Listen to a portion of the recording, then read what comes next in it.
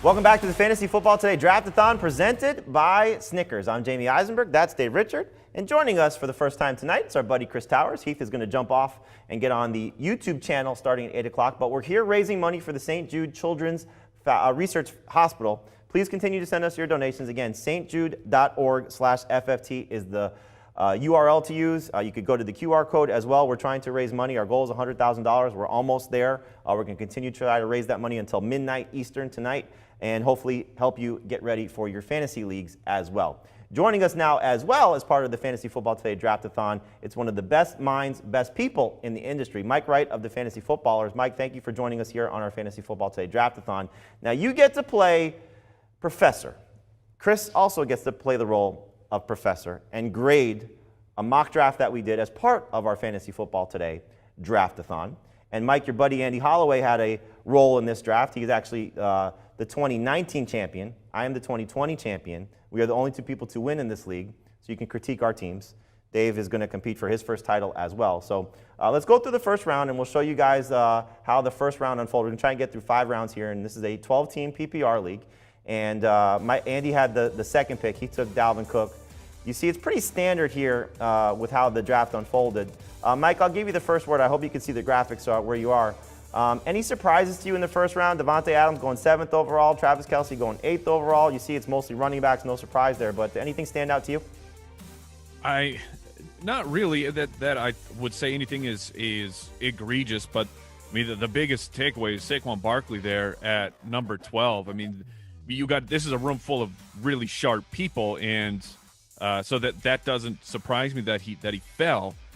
But you, Jamie, going Antonio Gibson over Saquon Barkley with the hopes, the promises that, well, not really promise from the team, but the promises that we are making to the fantasy football community that Antonio Gibson is going to be all of that. He's going to get in on third down finally.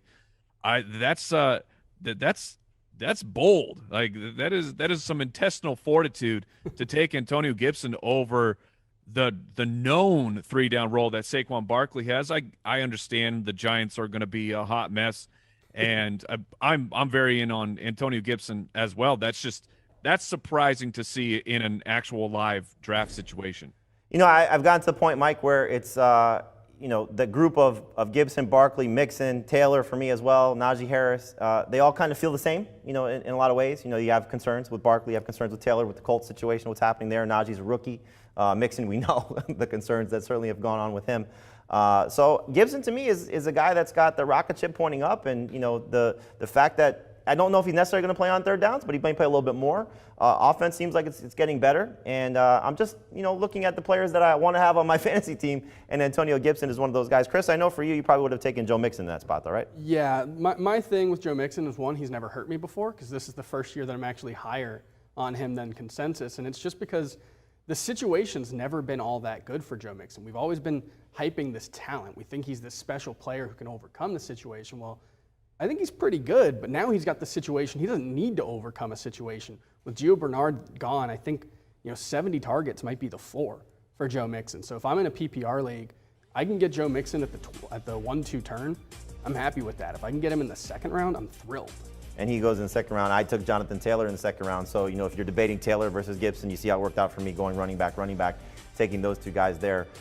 Dave, you're also in this draft. Your first pick was Travis Kelce. Your second pick was Stephon Diggs. So typically a running back guy, you avoided the position with your first two selections. I decided to do something a little bit different and take some players that I hadn't taken in previous drafts, and just to see how it would turn out and see how my team would go. So this is an example of what your team would look like if you do end up not taking a running back with your first two picks. And assuming that Stephon Diggs is A-OK to start the season, I'm going to be real happy having one of the best tight ends, the best tight end in PPR leagues, and one of the top 5 wide receivers to start my team.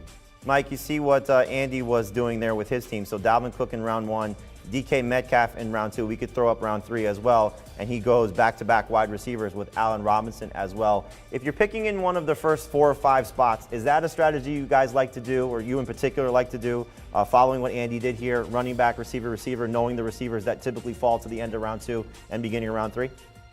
I think that he was kind of pushed into it a little bit, just with the format of the 3 wide receivers, as we are this year in particular, it's really felt like if you can get two solid running backs to begin your draft, or if you're going to go Travis Kelce and a running back, that's been my preferred starts.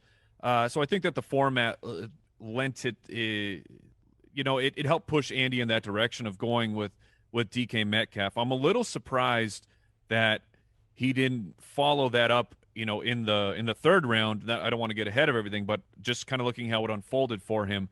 He is one of the David Montgomery truthers. I mean, there's not a ton of them that remain after what he did to us at the beginning of his fantasy career. Maybe he gained some trust with that league-winning performance of last year at the end. But that's where it's surprising to me that he went DK Metcalf and followed that right up with Allen Robinson, where that starting running back and potential 3-down guy, that well goes dry really, really quick in this year's, if you're following the ADP. Now, I don't want you to make fun of your friend, but do you think maybe he just saw Bears and clicked on the wrong guy? He thought he was taking Montgomery, but he clicked on Robinson instead? It's possible, but I don't know. I mean, he made that pick really quick, in 20 seconds. So I think he had a strategy and he was going forward with it. Okay, so going running back, wide receiver. Dave, you went with Chris Carson in round 3, and Carson, Montgomery, James Robinson. All these guys are kind of getting bunched together a little bit. Maybe some people could look at Damian Harris. Obviously, Myles Gaskin goes in that group. Josh Jacobs. It's that whole kind of jumbled group of backs. Why Carson for you? It's the last gasp group of running backs where you can look at him and say, okay, I could start this guy as a number 1 running back if I decide to start my team with a couple of non-running backs. And that's how I feel about Carson at this point. He is going to be the lead running back in Seattle. We know this offense is going to be a lot more quick passing type of a deal. And Carson can get in on that. We saw him last year make an impact in the passing game. We know he's going to be the goal line guy. He should dominate carries and playing time in that backfield so long as he's healthy. I'm comfortable taking him in round 3. I didn't want to take another receiver or quarterback there because I knew that when I came back in round 4, the running backs that were going to be left were not pretty. But you did make a nice move in round 4 by taking Tyler Lockett. So you have 3 very good receiving options with Kelce, Diggs, and Lockett, along with Chris Carson. It's a good start. I went a little different route. I've kind of got away from this a little bit, Chris, by going 3 running backs with my first 4 picks. But I knew that, as Mike said, this is a sharp group. We've got Chris Harris of Harris Football, Dave Heath, myself are in this draft, Jake Seeley of The Athletic, Nando DeFino of The Athletic, Eric Young, who's been around the fantasy industry, a professional wrestler, Joe Pisapia of Fantasy Pros, Scott Fish of the Scott Fish Bowl, Adam Rankin, Marcus Grant of the NFL Network, and obviously Andy Holloway of the Fantasy Footballers as well. So I wanted to get 3 running backs that I like, and as Mike could tell you, I took part in their fantasy MVP that they do on the Fantasy Footballers. Myles Gaskin was my dark horse candidate to be the MVP. But I started with 3 running backs along with Amari Cooper. I know you don't like that strategy, but if you walk away from your draft, Antonio Gibson, Myles Gaskin, and Jonathan Taylor with Amari Cooper, it's pretty good first 4 rounds. Yeah, that's pretty awesome. I mean, look, I wouldn't usually go 3 running backs in 4 rounds, but I've done it before. And if you're going to do it, that's the kind of approach you should go with. You should be looking for like a Myles Gaskin, a DeAndre Swift if he's there. The guys who catch passes, the guys who are in a PPR league, are going to have that upside where, even if their team falls out of the game, that might actually be better for their fantasy value because Myles Gaskin could get 6-7 targets in a game. The only thing I'm a little concerned about is I did see the Athletics Dolphins beat writer, whose name I can't remember right now. He's a new guy. Yeah, he mentioned Malcolm Brown's going to be the short yardage guy. Myles Gaskin will be the lead back. He said Savon Ahmed might be the 3rd down back. It could be. When you were at training camp, you said Myles Gaskin was the 2-minute guy. So 100%. As long as he's got that kind of role in the passing game, I love taking him. It's just there's a little bit of risk there, but running backs in the 4th round, they bust about 50% of the time. So you've got risk no matter who you're taking. Mike, I want to come to you on Andy's pick in the 4th round. He took Miles Sanders, a very polarizing, player for a lot of people. The training camp reports haven't exactly been great, dropping passes. Kenneth Gainwell getting first team opportunities. Boston Scott getting first team opportunities. Where do you guys come out on Miles Sanders? Yeah, it's trying to follow the money that Philadelphia has put forth, and that was. It hasn't worked out, but they grabbed Kerryon Johnson off of waivers. Yeah, he's gone. They added Jordan Howard, and yeah, he's gone. But it felt like Philadelphia was trying to find something new, something that they can put out there with Miles Sanders. Now it's going to be Miles, Boston and their new rookie Kenneth Gainwell, who's an incredible pass catcher. But this is why I was talking about. I was surprised that Andy went with that third wide receiver there, because now you're in that corner of, okay, well, I guess I'm taking Miles Sanders, or in this PPR format, you're going with the newer hotness of Gus Edwards or Damian Harris, knowing that both of those players, while they will be very competent and solid for your fantasy football team, they don't carry the upside of a true three-down, a pass-catching specialist in a PPR.